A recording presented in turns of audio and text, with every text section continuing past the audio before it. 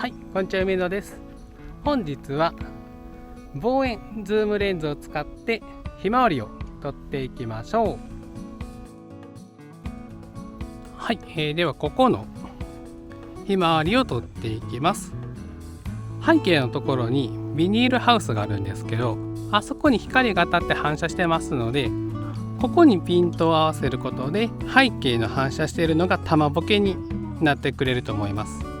でひまわり自体は、半円構図っていうのを使いまして、これ全体を撮るんじゃなくて画面の一部を入れて、ここの円を、見せるっていう構図になります。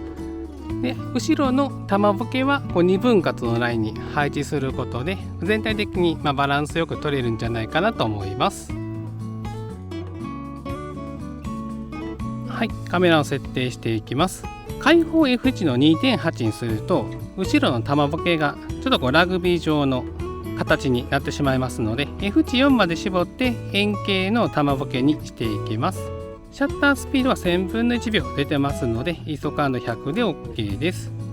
露出プラマイ0のマルチパターン速攻を使って撮っていきましょう。はい、撮れた写真がこんな感じになります。ひまわりを半円構図に配置しまして、後ろに玉ボケを入れて撮ってみました。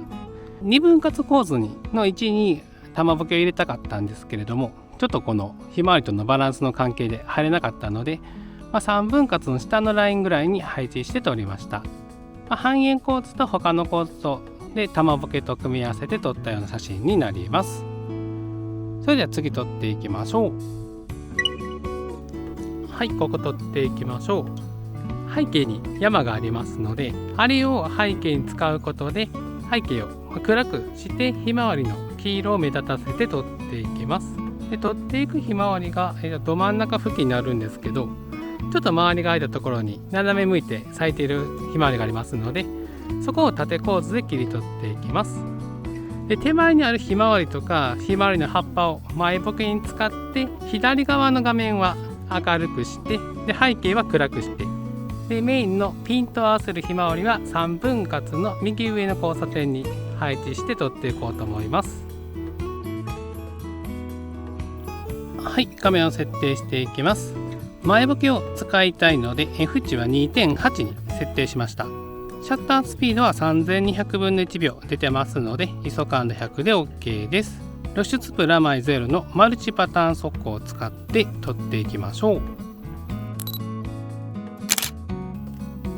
はい、撮れた写真がこんな感じになります。縦構図の3分割構図を使いまして3分割の右上の交差点にひまわりを配置してでそれ以外は、緑の葉っぱで埋めています。で背景を山にしたことで背景が暗くなりましてひまわりのこの黄色がより目立つような写真になったんじゃないかなと思います。そしたら次撮っていきましょう。はい、次ここ撮っていきます。動画では見えにくいんですけど奥の方にちょっと背の高いひまわりが咲いてますのでそこにピントを合わせて撮っていきます。で本来はこの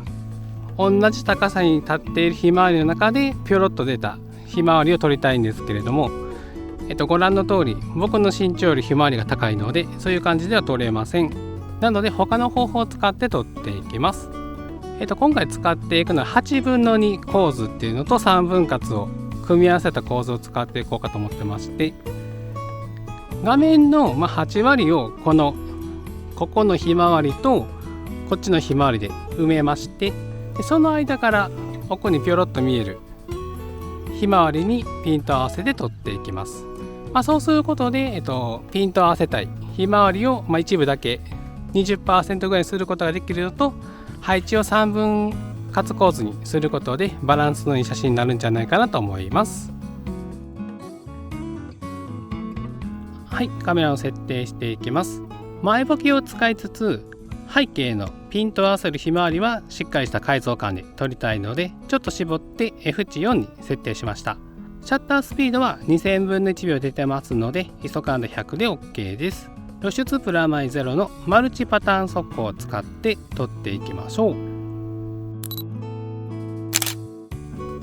はい、撮れた写真がこんな感じになります。8分の2構図を使いまして 80% ぐらいを前ボケで埋めまして、残り2割をピント合わせたひまわりと背景の青空に設定しています。でピント合わせたひまわりは3分割の左上の交差点に配置してますので、2つの構図を合わせて使ったことで、見た目とバランスのいい写真になったんじゃないかなと思います。そしたら次撮っていきましょう。はい、次ここのひまわりを撮っていきます。向きは裏側から撮っていくんですけれども、裏側のこの葉の付け方とか、この根元の緑の部分とか結構立体的でかっこいいなと思ったので、今回はそれを撮っていきたいと思います。で光は逆光になってますので、このひまわりの花びらが透けてくれることで、綺麗ですし、影の部分もありますので、それで立体感を出すことができます。でこのひまわりを全体を撮るんじゃなくて一部を撮りまして、例えば画面の半分を観覧車撮るときみたいに一部のこの円形を使って撮っていきます。で背景を2分割に分けまして、下側がこのひまわり畑で、上側を空に分けて撮っていこうと思います。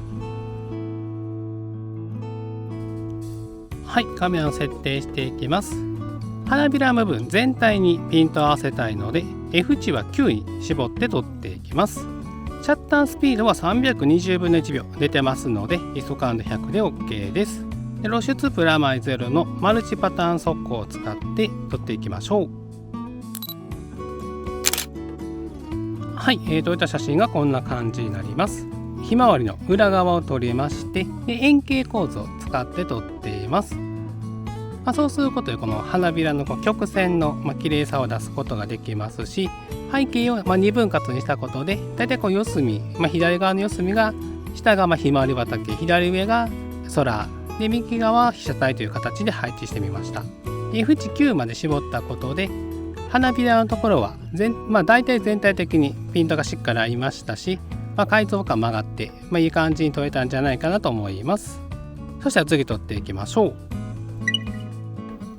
はい、最後は望遠レンズの圧縮効果を使って撮っていきたいと思います。ここのひまわり畑の一部のひまわりにピントを合わせて、ひまわりのラインを画面の2分割で配置しまして、画面の下側はひまわりの花で埋めて、上側を背景の山で埋めて撮っていきたいと思います。圧縮効果を使うことで、今こうやって見ると結構バラバラに咲いているひまわりですけども、それをギュッと詰めて撮ることができますので、2分割の下側はもうひまわりのお花だけで埋めることができるかと思いますので、そんな感じで撮っていこうと思います。はい、カメラを設定していきます。F 値は絞って撮るのか、ちょっと開放にして撮るのか、悩んだんですけれども、今回はちょい絞りの F4 に設定して、ピントを合わせたお花の前後をボケさせて、2分割の下側のひまわり畑をひまわりと黄色の塊にして撮っていこうかなと思います。シャッタースピードは1600分の1秒ぐらい出てますので ISO 感度100で OK です。露出プラマイゼロのマルチパターン速攻を使って撮っていきましょう。はい、撮れた写真がこんな感じになります。2分割の構図を使いまして、画面の下側がひまわり畑で、上側が背景の山を入れたことで暗い背景になっています。なので下が明るく上が暗くで2分割っていうのが分かりやすくなっております。で F 値は絞るんじゃなくて、今回は開放気味 F4 で撮りましたので、ピントを合わせたひまわり以外は前後がボケて、黄色の塊になっています。なので、どれを撮りたかったのかっていうのが、分かりやすい写真にはなったんじゃないでしょうか。望遠レンズの圧縮効果っていうのを使ってあげることで、目で見た分にはこのバラバラに生えているひまわりの花もギュッと遠近感をなくして集めて撮ることができます。なので、望遠レンズをお持ちの方はぜひ試してみてください。はい、本日は望遠ズームレンズを使ってひまわりの写真を撮りに来ておりました。望遠レンズを使うことで被写体の一部だけを切り取ったりとかギュッと圧縮した写真を撮りやすいですので、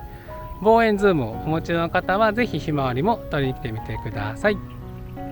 それでは今日はこの辺で帰りたいと思います。また次の動画でお会いしましょ